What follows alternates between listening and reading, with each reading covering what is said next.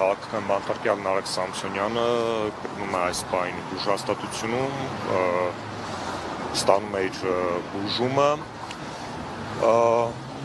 Տեսեք, ես ընդհանրական եթե խոսեմ այս տեղնոցող բռնաճնշումների մասին,